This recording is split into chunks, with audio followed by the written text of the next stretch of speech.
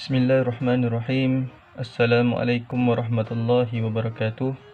Alhamdulillahi rabbil alamin. Wassalatu wassalamu ala ashrafil anbiya'i wal mursalin wa ala alihi wa sahbihi ajma'in. Subhanaka la ilma lana illa ma 'allamtana innaka antal alimul hakim. Rabbi shrah li sadri wa yassir li amri wahlul 'uqdatam min lisani yafqahu qawli. Wala hawla wala quwwata illa billahil aliyyil azim. Jadi insya-Allah hari ini kita akan teruskan pelajaran kita untuk tajuk tilawah Al-Quran, dan insya-Allah hari ini kita akan sambung pelajaran tajwid Al-Quran. Jadi sebelum ni kita telah mempelajari tajwid qalqalah sughra, dan hari ini kita nak tahu dua lagi qalqalah, iaitu yang pertama qalqalah kubra dan yang kedua ialah qalqalah akbar. Okey, qalqalah kubra dan qalqalah akbar. Baik. Okey, pertamanya pengertian qalqalah kubra. Qalqalah kubra iaitu apabila huruf qalqalah dimatikan di akhir kalimah kerana waqaf. Okey. Apabila huruf qalqalah, iaitu huruf qalqalah yang 5 tu, qaf, ta, ba, jim, dal, ataupun secara ringkasannya baju, da, qata, dimatikan di akhir kalimah. Dimatikan di akhir kalimah kerana waqaf. Okey. Okey, contohnya ayat Bismillahirrahmanirrahim. Qul huwallahu ahad. Qul huwallahu ahad. Jadi huruf qalqalahnya adalah huruf dal. Huruf dal. Tapi dia ada baris tanwin dua di hadapan. Okey.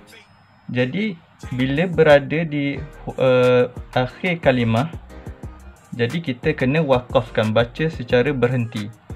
Kita tak baca qul huwallahu ahadun. Jadi kita kena baca qul huwallahu ahad. Okey. Okey, dimatikan kerana waqaf, kerana berhentilah. Kerana berhenti, qul huwallahu ahad. Okey. Jadi seterusnya cara bacaan. Okey, cara bacaan melantunkan bunyi suara pada huruf qalqalah secara kuat.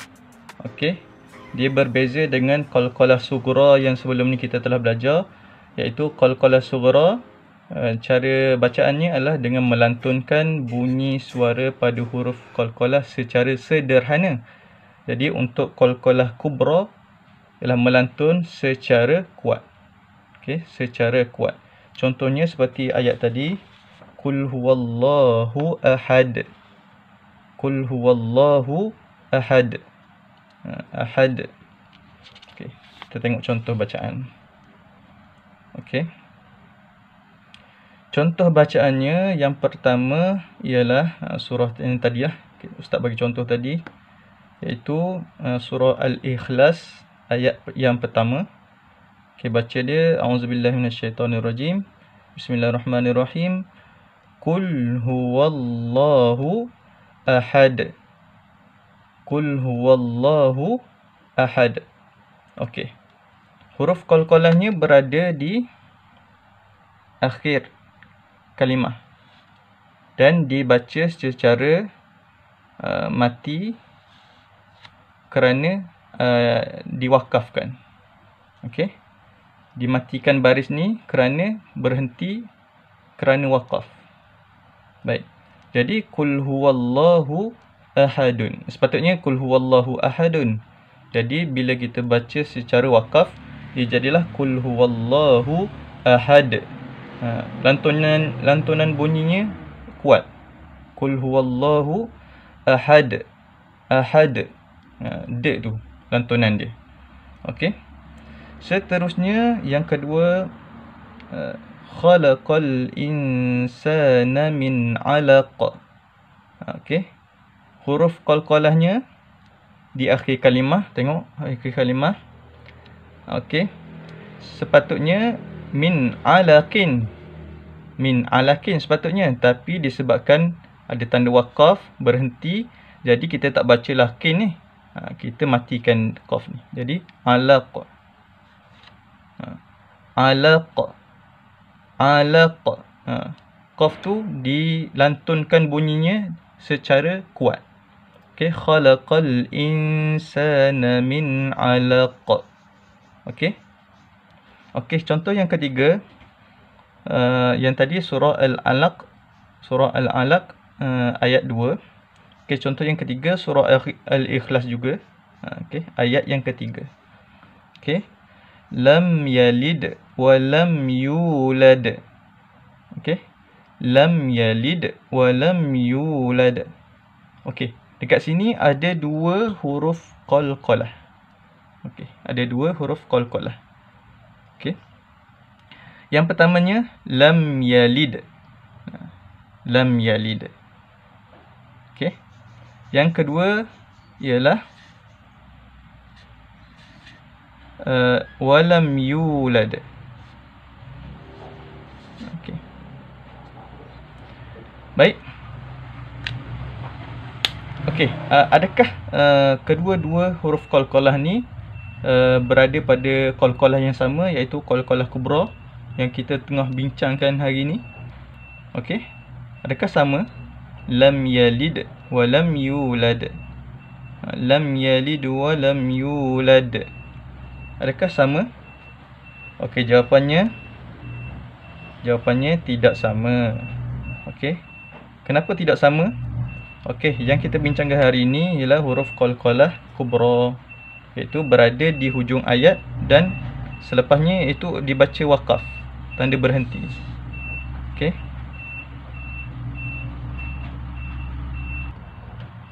Okey. Okey, huruf yang qalqalah yang pertama ini ialah qalqalah sughra. Qalqalah sughra yang kita belajar sebelum ni.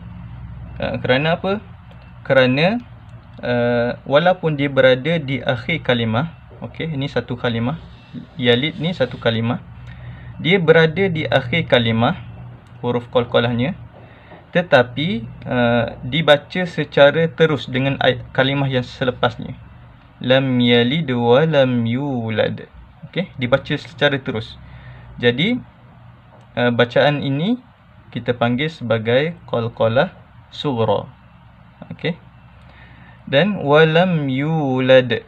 Walam yulad ni ialah qalqalah kubra. Qalqalah kubra. Dia kena baca secara lantunan yang kuat berbanding dengan qalqalah yang pertama tadi. Kalau qalqalah pertama ni kita hanya baca secara lantunan secara sederhana sahaja, iaitu lam yalid wa lam yulad. Wa lam yulad. Secara kuat. Okey. Baik. InsyaAllah rasa adik-adik boleh faham untuk qalqalah kubra. Jadi kita beralih kepada qalqalah akbar. Qalqalah akbar. Okey, pengertian qalqalah akbar. Okey, qalqalah akbar ni ialah apabila wakaf pada huruf qalqalah yang bertasydid di akhir kalimah. Okey, apabila wakaf pada huruf qalqalah yang bertasydid di akhir kalimah. Contohnya bil haqq. Okey. Huruf qalqalahnya ialah huruf qaf. Ni huruf qalqalah. Dan huruf qalqalah ni dibaca secara disebabkan dia ada tanda qaf dan lam ni, iaitu diutamakan untuk baca secara berhenti. Okey. Diutamakan untuk berhenti pada bacaan tersebut, iaitu bil haqq. Okey. Dan huruf qalqalah ni ada tanda tasydid, iaitu sabdu. Orang Melayu panggil sabdu. Okey. Dan cara bacaannya ialah bil haqq. Bil haqq. Okey. Baik. Seterusnya Okey, cara bacaannya. Cara bacaan qalqalah akbar ialah dengan melantunkan bunyi suara pada huruf qalqalah secara lebih kuat. Okey. Melantunkan secara lebih kuat. Lebih kuat daripada qalqalah kubra yang pertama tadi. Okey. Qalqalah kubra kita hanya baca seperti qul huwallahu ahad. Ahad. Okey. Untuk qalqalah akbar, kita kena lantun secara lebih kuat lagi. Seperti bil haqq. Dia seperti dicengkam dulu sebelum melantunkan bunyi tu. Bil haqq. Macam tu. Okey. Boleh. Itu lantunan secara lebih kuat. Okey, contoh bacaan.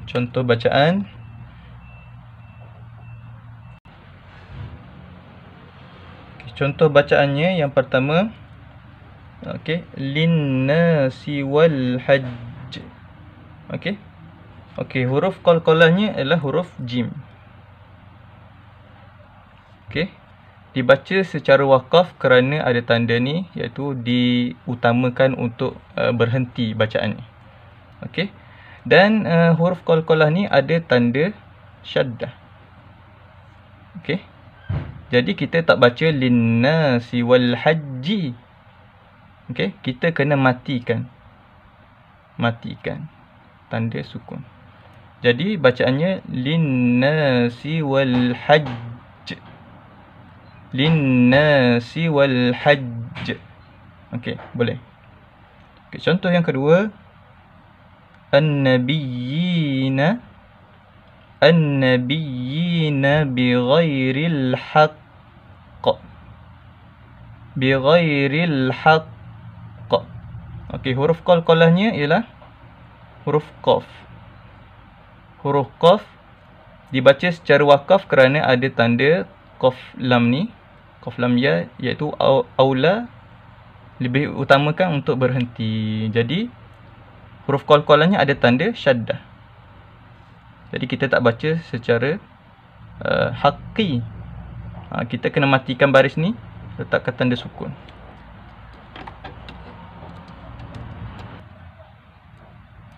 Okey. Kita kena matikan tanda baris bawah ni. Jadi cara bacaannya an-nabiyyina bighairil haqq. Okey, dia ada cengkaman dulu sebelum berhenti tu. An-nabiyyina bighairil haqq. Haqq. Okey. Dia lantunannya lebih kuat daripada qalqalah kubra tadi. Okey, yang ketiga, okey, yang ni surah Al-Masad ayat yang pertama, iaitu tabbat yada abi lahabin wa tabb. Okey. Huruf qalqalahnya ialah huruf ba. Okey, ba dia berhenti dimatikan kerana diwakafkan kerana ada tanda wakaf. Baik. Dan huruf qalqalah ni ada tanda syaddah, tanda sabdu. Okey, jadi bila kita matikan dibaca dengan abi lahabin wa tabb. Okey, kita tak baca abi lahabin wa tabba. Okey, kita kena matikan baris ni. Okey, jadi tabbat yada abi lahabin wa tabb. Wa tabb. Okey, dia ada cengkaman dulu. Dia cengkam dulu baru dilantun. Abi lahabin wa tabb. Okey, boleh. Okey, jadi harap untuk tu kubra dan akbar Ustaz rasa adik-adik boleh faham. Dan seterusnya kita tengok perbezaan, apakah beza qalqalah antara qalqalah sughra yang sebelum ni kita belajar dan qalqalah kubra yang ketiganya, qalqalah akbar. Apa beza ketiga-tiga ni? Okey. Okey, yang pertamanya kita tengok contoh yang Ustaz bagi. Qalqalah sughra ni Okey, pada ayat laqad khalaqna. Okey. Laqad khalaqna ni huruf qalqalahnya ialah huruf da. Okey. Dan huruf qaf. Okey. Okey, sebab apa kita panggil huruf qalqalah ni? Kita tak panggil huruf qaf ni qalqalah. Sebab huruf qalqalah, huruf qaf ni ada baris. Huruf qalqalah ialah huruf qataba jimdatu dan ditanda sukun. Okey. Ataupun dibaca secara waqaf. Jadi tempatnya, okey, pertamanya kita tengok bezanya antara tiga ni. Yang pertama, tempat untuk qalqalah sughra ni dia berada di tengah-tengah kalimah ataupun di akhir kalimah, tapi dibaca secara bersambung dengan ayat selepasnya. Okey. Yang tempatnya berada di tengah kalimah. Okey. Contohnya khalaqna. Khalaqaf ni, huruf qalqalah ni berada di tengah-tengah kalimah khalaqna. Okey. Berada di tengah-tengah kalimah khalaqna. Dan berada di akhir kalimah seperti huruf da ni, tetapi dibaca secara bersambung dengan ayat kalimah selepasnya. Laqad khalaqna. Jadi walaupun dia berada di akhir kalimah, kita tak panggil sebagai qalqalah kubra. Sebab apa? Sebab dibaca secara bersambung dengan kalimah selepasnya. Boleh. Okey, cara bacaannya pula ialah hendaklah melantunkan bacaan tu, bunyi suara tu secara sederhana sahaja. Iaitu laqad khalaqna. Laqad khalaqna. Okey, secara sederhana sahaja. Okey, untuk qalqalah kubra, okey, qul huwallahu ahad ni macam yang tadi ustaz dah tunjuk contoh sebelum ni. Huruf qalqalahnya ialah huruf dal. Okey. Walaupun baris asalnya ialah tanwin, baris depan dua ni, disebabkan di waqaf, dia hendaklah huruf qalqalah ni hendaklah dibaca secara mati, disukunkan. Okey, huruf qalqalah ni tempatnya di akhir kalimah. Di akhir kalimah. Ni satu kalimah ni, ahad ni satu kalimah. Dia berada di hujung kalimah tu. Dan dimatikan bacaan tersebut kerana waqaf. Yang tadilah ustaz kata asalnya baris tanwin dan dibaca secara sukun, dimatikan huruf dal ni kerana waqaf. Okey. Okey, cara bacaannya hendaklah dilantunkan bunyi suara tu secara kuat. Secara kuat daripada qalqalah sughra. Iaitu qul huwallahu ahad. Okey. Berbeza dengan sughra. Sughra laqad khalaqna. Boleh? Okey, qalqalah akbar yang ketiga, qalqalah akbar. Okey, contohnya fil hajji. Okey, ayat asalnya fil hajji. Disebabkan ada tanda qaf lam ni diutamakan untuk berhenti bacaannya. Jadi huruf jim ni, huruf qalqalah, dia berada, okey, tempat yang pertamanya tempat berada di akhir kalimah. Okey, al-hajji ni satu kalimah. Dan dia berada di akhir kalimah, iaitu akhir kalimah yang ni, hujung kalimah. Dimatikan kerana waqaf. Dia tak baca al-hajji. Huruf jim tu hendaklah dibaca secara dimatikan. Al-hajj. Dan bezanya, okey, bezanya dengan kubra, huruf qalqalahnya ada tanda syaddah. Okey. Ada tanda syaddah, tanda sabdu. Okey. Yang lain, yang tadi beza sama saja dengan qalqalah kubra, iaitu tempatnya berada di akhir kalimah. Okey, ni akhir kalimah, ni akhir kalimah. Dan dimatikan kerana waqaf. Dimatikan kerana waqaf. Ni pun mati kerana waqaf. Cuma bezanya qalqalah akbar ni pada huruf qalqalahnya ada tanda tasydid. Okey, ada tanda tasydid. Jadi selepas ni kalau tengok huruf qalqalah berada di hujung kalimah dan qalqalah tu ada tanda tasydid, dan pada ketika tu bacaan hendaklah diberhentikan, maka itu adalah qalqalah akbar. Okey, tu untuk membezakan antara qalqalah akbar dengan qalqalah kubra. Baik, cara bacaannya lantunan secara lebih kuat. Okey, lebih kuat daripada qalqalah kubra. Okey, kalau qalqalah kubra, qul huwallahu ahad. Ahad. Okey. Kalau qalqalah akbar dibaca lebih kuat daripada lantunannya lebih kuat daripada qalqalah kubra, iaitu fil hajj. Okey, dia cengkam dulu sebelum melantunkan bunyi tu. Okey. Fil hajj. Fil hajj. Okey. Itu adalah cara bacaan bagi qalqalah akbar. Okey. Jadi setakat tu saja rasa untuk pelajaran hari ni. Jadi ustaz rasa adik-adik boleh bezakan antara qalqalah sughra, okey, qalqalah kubra dan qalqalah akbar. Yang pertamanya, hendaklah tahu huruf qalqalah tu ada 5. Dan untuk membezakan antara sughra, kubra dan akbar, mestilah tahu huruf qalqalah tu berada di mana, tempatnya di mana. Kalau di tengah kalimah, itu adalah qalqalah sughra. Kalau di akhir kalimah, itu adalah qalqalah kubra. Kalau di akhir kalimah juga, tapi ada tanda syaddah pada huruf qalqalah itu adalah qalqalah akbar. Baik. Jadi alhamdulillah untuk pelajaran hari ini. Jadi jika ada sebarang pertanyaan, bolehlah maklumkan kepada ustaz ataupun komen di bawah ni.